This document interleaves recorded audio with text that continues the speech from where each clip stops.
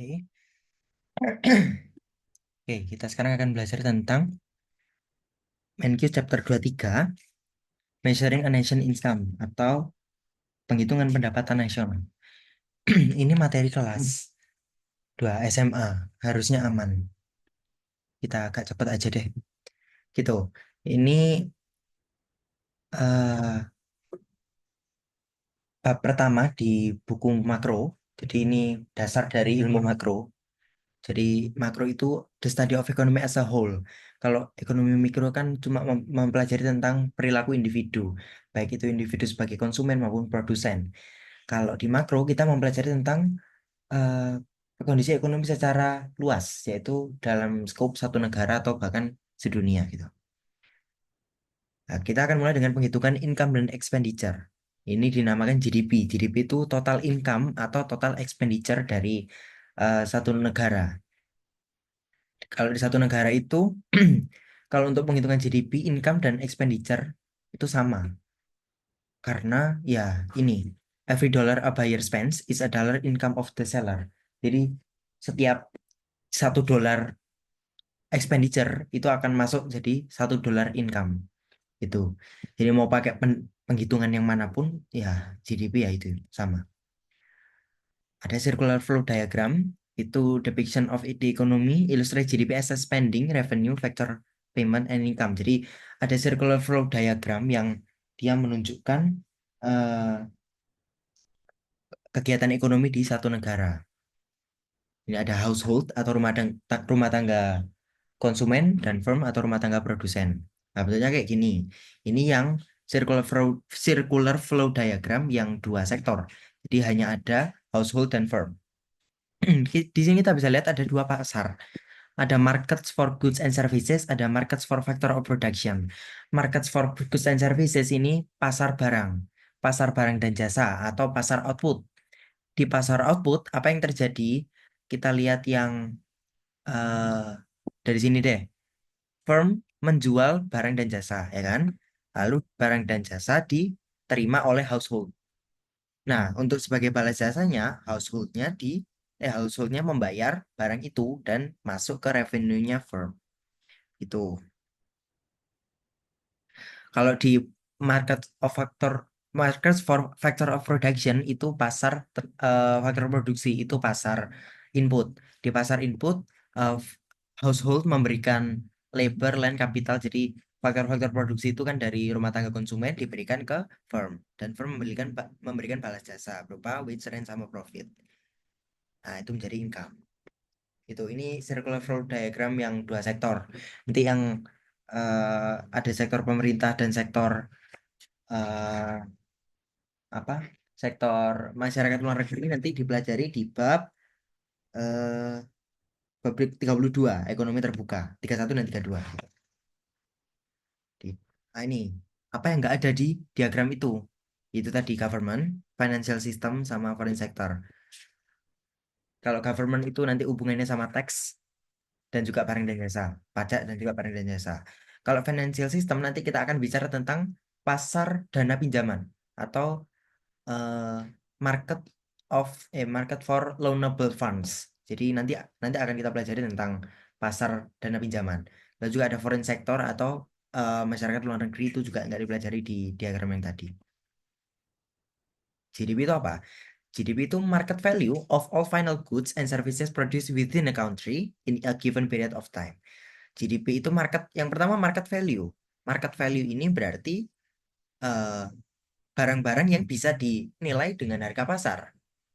Misalkan ini same unit menggunakan unit yang sama, misalkan rupiah atau US dollar. Nah, terus barang atau jasa yang tidak bisa dinilai dengan harga pasar itu nggak dihitung. Contohnya pekerjaan rumah, kita cuci piring, itu kan jasa, tapi kan kita nggak bisa hitung dengan eh, harga pasar. Itu nggak dihitung di dalam GDP. Itu masuk ke eh, ada istilah namanya underground ekonomi kalau nggak salah ya. Ekonomi yang underground itu kegiatan-kegiatan ekonomi yang nggak tercatatkan di GDP. Nah, terus final goods. Final goods itu barang yang sudah siap pakai oleh konsumen. Jadi barang akhir, barang jadi.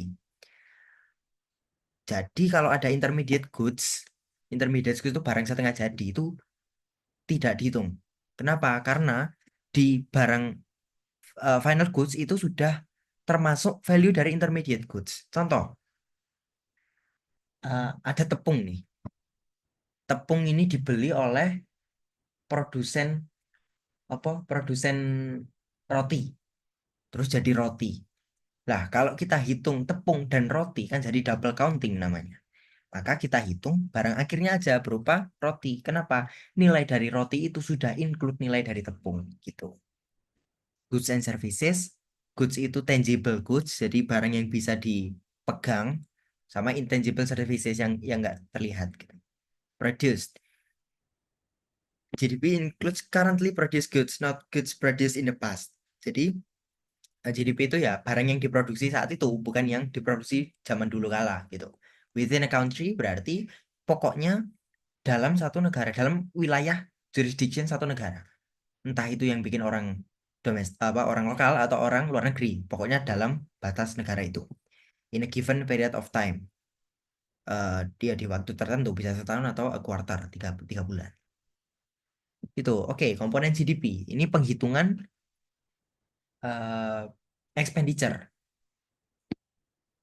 GDP is total spending, spending kan expenditure ya. Ada 4 komponen. Y sama dengan CIG NX.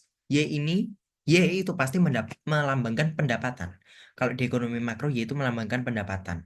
Kalau Y aja biasanya pendapatan nasional. Kalau YD itu pendapatan disposable, jadi pendapatan perorangan. Itu. C ini consumption, konsumsi. I ini investment, investasi. G ini government purchases atau government expenditure. And X ini net export. Net export ini nilai ekspor dikurangi nilai impor. Itu. Eh, ini namanya GDP dengan pendekatan pengeluaran, expenditure. Nama lainnya AE, aggregate expenditure. Aggregate expenditure ini nanti kita juga akan pelajari ternyata A itu sama dengan AD, aggregate demand. Nanti kita akan pelajari di bagian aggregate demand, aggregate supply. Gitu. Nanti di bab 33. Consumption itu ya konsumsi oleh rumah tangga konsumen. Gitu. Intinya gitu. Investment itu, nah ini, investment itu ada beberapa jenis. Yang selama ini kita tahu kan kayak investasi itu kita beli saham, kita beli emas, itu kan investasi. Nah, kalau di pendapatan nasional, di penghitungannya, investasi itu bukan yang seperti itu. Investasi itu pengeluaran yang digunakan untuk menambah modal perusahaan. Itu investasi. Misalkan kita punya perusahaan, kita beli mesin, nah itu investasi, gitu. Ini spending on capital equipment, structure, inventories.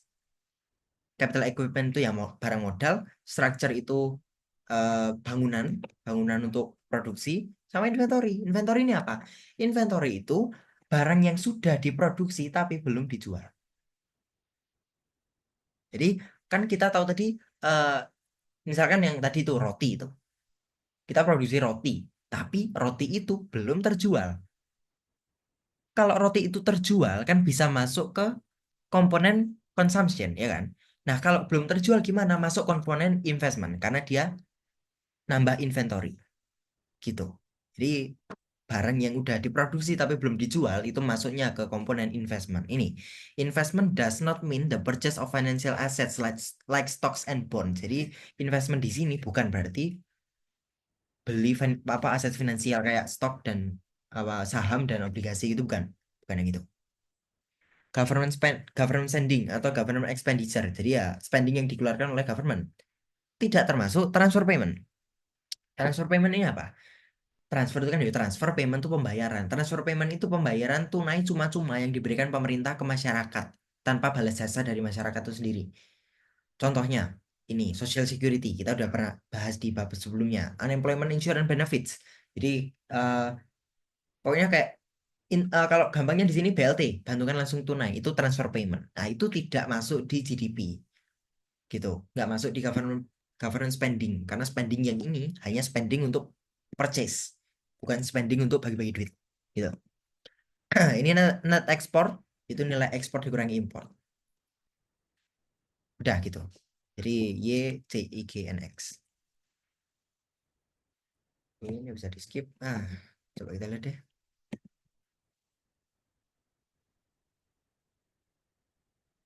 Oke. Nah, ini ya coba kita lihat deh komponen GDP ya. Determine how much GDP and each of its components is affected, if at all. Ini yang pertama, kalau Debbie mengeluarkan $200 untuk makan dinner sama suaminya. Apa yang terjadi? Komponen consumption nambah $200 dan GDP nambah $200, ya kan? Yang B, Sarah mengeluarkan $1.800 untuk beli laptop, tapi laptopnya dibikin di Cina, sedangkan dia di US. Berarti apa? On a new laptop to use in her publishing business. Nah, ini kan berarti dia menggunakan laptop itu untuk produksi. Jadi nambah investasi kan. Nambah investasi $1.800. Komponen investment tambah. Kenapa bukan consumption? Karena ada ini to use in her publishing business. Kalau kalau laptop itu digunakan untuk penggunaan pribadi ya dia akan nambah consumption. Tapi kan ini untuk nambah modal, untuk nambah produksi, maka nambah di investment gitu. Nah, investment naik 1.800. Tapi laptopnya itu dibikin di Cina, berarti kan impor. Kalau ada impor, berarti kan impor ngurangin. Berarti GDP awalnya nambah 1.800, tapi net ekspor berkurang 1.800. Jadinya impas, GDP-nya tidak berubah. Ini Jen mengeluarkan 1.200 terus beli komputer untuk digunakan di editing bisnis. She got last year's model on sale for a great price from a local manufacturer. Nah, yang kita tahu tadi apa? GDP itu yang diproduksi saat ini dalam periode ini. Kalau dia beli komputer untuk use di editing bisnis, kalau cuma sampai sini aja, berarti kan bisa jadi investment. Tapi ternyata kita lihat itu yang dibuat tahun lalu, last year's model. Berarti tidak masuk GDP tahun ini. Kenapa? Dia sudah masuk GDP tahun lalu. Jadi kita nggak perlu hitung. Itu. Terus yang D, General Motors build 500 million worth of cars, but consumers only buy 470 million. Lah kalau gini gimana? Ah, yang diproduksi 500 juta dolar mobil, tapi yang dibeli cuma 770 juta dolar gitu. Berarti consumption naik 470. Lah, sisanya gimana? Sisanya kan belum terjual. Kalau belum terjual kan masuk inventory. Jadi masuk inventory is investment. Inventory is investment rises 30 million. Jadi GDP tetap naik senilai 500 million. Gitu. Oke. Jadi tentang komponen GDP kita belajar tentang real dan nominal GDP. Kalau di ekonomi makro, nominal, nominal titik-titik gitu ya, apapun, itu akan bahas tentang hanya nominal. Biasanya gitu. Pokoknya yang defaultnya gitu. Kalau yang kita udah pelajari sebelumnya, nominal wage, eh, upah nominal itu kan ya nominalnya berapa gitu. Kalau ini nominal GDP, GDP nominal itu GDP yang menggunakan tingkat harga yang berlaku, tingkat harga berjalan atau harga saat ini. Misal sekarang tahun 2024, kita kalau mau ngitung nominal GDP tahun ini, ya kita ngitung pakai harga yang berlaku tahun ini. Sedangkan kalau real GDP itu menggunakan harga base year. Base year ini harga tahun dasar. Tahun dasar ini biasanya T-1, jadi setahun sebelumnya. Kalau sekarang 2024, biasanya tahun dasarnya 2023, kecuali di soal di disuruh udah ditentukan tahun berapa sebagai tahun dasar gitu. Nah, bedanya apa? Nominal GDP ini dia nggak melihat inflasi. Kenapa ya? Karena harga sekarang, produksi sekarang, gitu. Kalau real GDP dia melihat inflasi. Real GDP ini eh, jumlah produksi tahun ini dikalikan harga tahun lalu. Berarti kan harganya sama dengan yang tahun lalu. Dengan begitu, kita bisa bandingkan peningkatan produksi tahun lalu dan tahun ini. Gitu. Misal, tahun tahun lalu kita produksi pensil 1 biji seharga $1. Berarti GDP tahun lalu $1. Nah, tahun ini harga pensil itu jadi $2. Tapi kita produksi tetap $1. Kalau kita pakai nominal GDP, seakan-akan GDP kita naik kan. Tahun lalu $1, tahun ini $2. Tapi kalau kita pakai real GDP, kita pakai harga tahun dasar, tahun lalu. Jadi tetap ternyata tetap produksi, tetap tidak ada peningkatan ekonomi, nggak ada pertumbuhan ekonomi gitu. Karena tetap produksinya sama satu satu dolar sorry 1 pensil gitu walaupun harganya berubah tuh makanya nominal GDP itu it is not corrected for inflation tapi real GDP corrected for inflation. Nah, kalau kita mau ngitung inflasi pakai nominal GDP apa real GDP, kita pakai real GDP gitu. Nah, ini contohnya bisa dilihat sendiri, nggak apa-apa. Ya, ini real GDP itu menggunakan constant prices, jadi harga konstan ya, harga konstan atau harga tahun dasar gitu. Ya, ini tadi contohnya. Nah, ada juga GDP deflator. Deflator itu kan deflate itu kan anu ya, kayak like kita deflate balon itu kan kita berarti neo balon, kita menggembungkan balon. Jadi di GDP deflator itu ya indeks yang me, apa ya indeks penggembungan GDP lah intinya gitu. Fungsinya apa? Untuk menghitung tingkat harga, tingkat harga, sorry, price level, general price level. Rumusnya nominal GDP dibagi real GDP kali 100.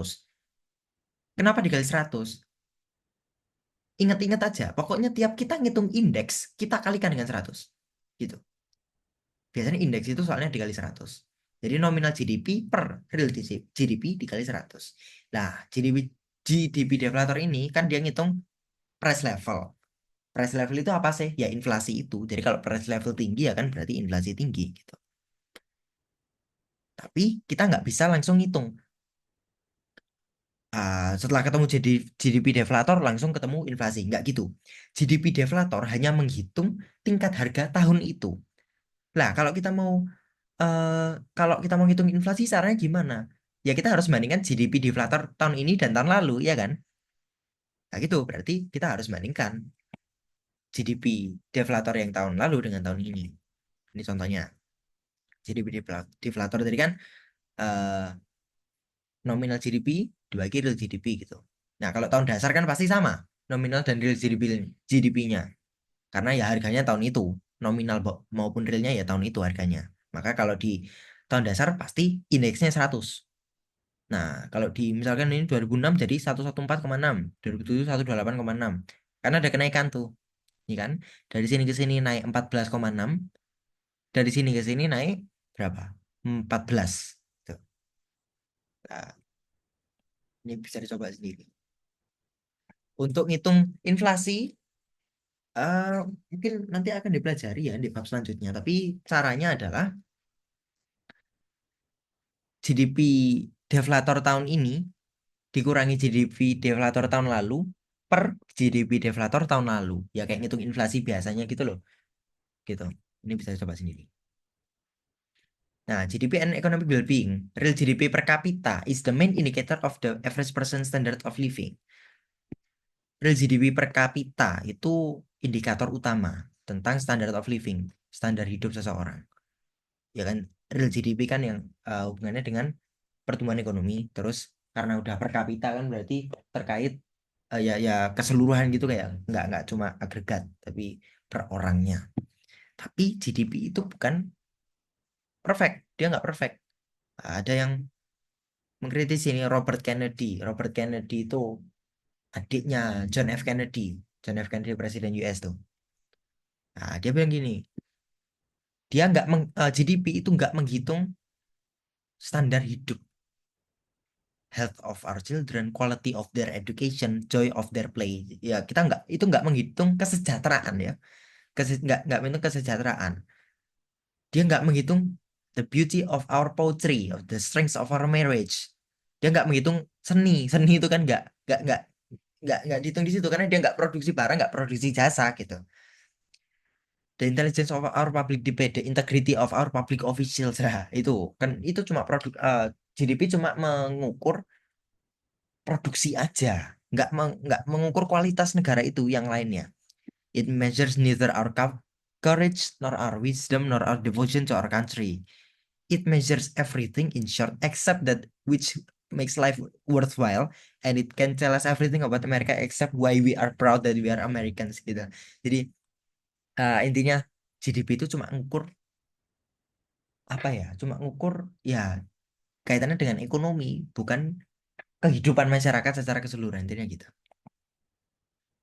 Tuh, dia nggak mengukur the quality of environment, nggak mengukur tentang lingkungan, nggak mengukur tentang waktu luang, nggak mengukur tentang non market activity. Ini tadi yang apa underground economy itu.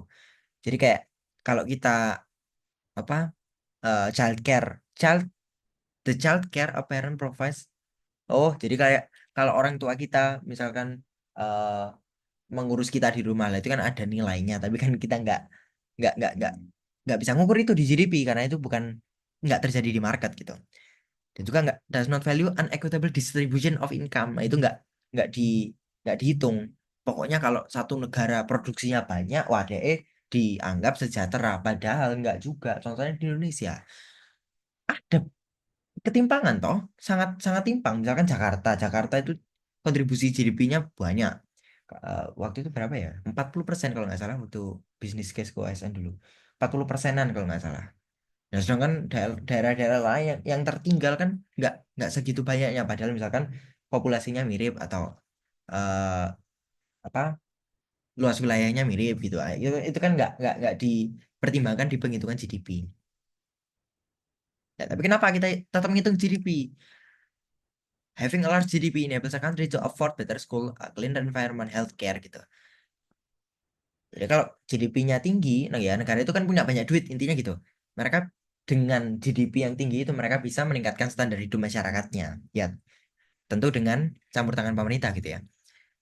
Dan banyak indikator kualitas hidup yang ya korelasinya positif dengan GDP. Jadi kalau GDP naik, biasanya kualitas hidup juga naik. Nih, wah ini ada di Indonesia. Ini apa nih? GDP and life expectancy in 12 countries. Nih, semakin ke kanan GDP-nya semakin banyak, semakin tinggi life expect semakin tinggi life expectancy-nya gitu. Ya, ya kita bisa lihat ininya ya, bentuknya kira-kira kan kayak gini dia. Gitu ya. Atau kayak mungkin lebih ke gini dia. Gitu ya. Bentuk apa? Bentuknya kira-kira apa sih namanya? Oh, deviation apa sih nggak tahu lah. Itulah pokoknya. Nah, itu. Dia kalau GDP per kapitanya rendah, angka harapan hidupnya juga rendah gitu. Nih, Nigeria nih paling rendah gitu. Jangan kalau yang tinggi-tinggi nih, Jepang, Jerman, US tuh GDP per kapitanya tinggi, life expectancy-nya juga tinggi gitu. Nah, ternyata dia ada korelasi positif gitu. Ini adult literasi. Nah, ini. Oh, kalau ini agak ini agak agak rancu menurutku karena di sebelah kiri ini ada kan yang di sebelah kiri ini kan yang GDP per kapitanya rendah. Tapi adult literasinya ada yang rendah, ada yang tinggi. Wah, Indonesia tinggi nih 90 gitu. Itu data-data aja kita untuk melihat korelasinya. Nah, kalau ini jelas internet usage semakin tinggi GDP per kapita ya semakin tinggi internet usage gitu. Ini dari kiri ke kanan jelas. Oke, itu tentang GDP. Ini summary-nya bisa dibaca sendiri ya. Nah, oke, itu tentang GDP. Selanjutnya kita akan belajar tentang cara mengukur biaya hidup. Oke, terima kasih.